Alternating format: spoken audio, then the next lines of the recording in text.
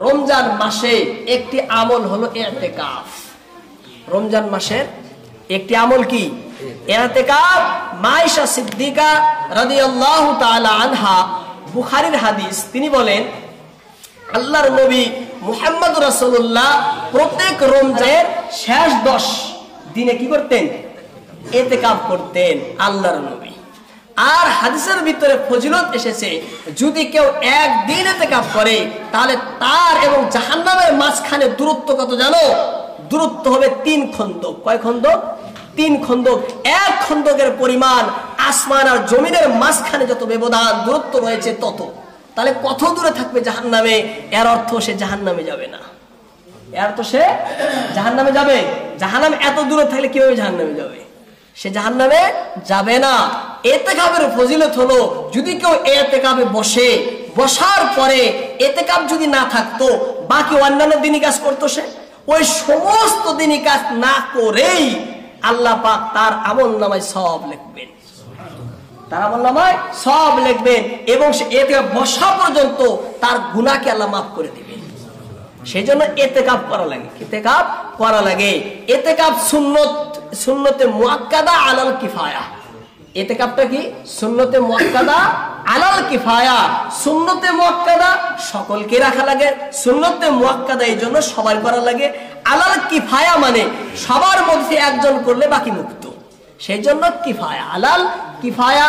যদি বড় শহর, ওর মধ্যে বড় মসজিদ, ওর মধ্যে পুরো শহরের মধ্য থেকে একজন ব্যক্তি যদি ইতিকাফে বসে, বাকি সকল ব্যক্তি পাপ থেকে মুক্তি পাবে, আযাব থেকে মুক্তি পাবে, রেহাই পাবে।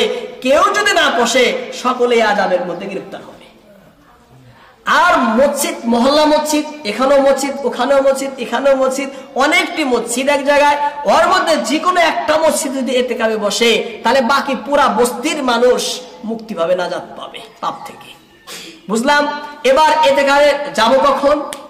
10 তারিখ 20 রমজানের সারাদিন যাওয়ার পরে সূর্য যখন কি হবে? ডুববে। তার আগে আমি মসজিদে ঢুকবো, শুরু হবে মসজিদ, তখন থেকে কি হয়? ইতিকাফ শুরু হয়। শেষ হবে ঈদের চাঁদ দেখলে। ঈদের চাঁদ দেখা মাত্র কি হয়ে যাবে? ইতিকাফ শেষ হবে। কিন্তু নিয়ত করবেন কখন? যদি দিন সূর্য ডুবার আগে নিয়ত করতে হবে। যদি পরে নিয়ত করেন, সূর্য ডুবে গেল, মাগরিব নামাজ শেষ হলো, আপনি নিয়ত করলেন, সুন্নত ইতিকাফ কিন্তু হবে না। সুন্নত ইতিকাফ হবে না, নিয়ত করতে হবে সূর্য ডুবার আগেই। সূর্য ডুবার আগেই নিয়ত করবেন। মসজিদে বসলেন, থাকলেন ইতিকাফ। মহিলা যারা আছে তাদের ইতিকাফ মসজিদে না, তাদের ইতিকাফ বাড়িতে। তাদের ইতিকাফ বাড়িতে। তারা বাড়িতে এক নির্জন জায়গা যেখানে নামাজ পড়ে, সেখানে বসে কি করবে? ইতিকাফ করবে। ইতিকাফ থাকা অবস্থায় যেটা মানুষের দৈনন্দিন জীবনের বিশেষ প্রয়োজন যেগুলো কাজ, সেগুলো সে করতে পারে।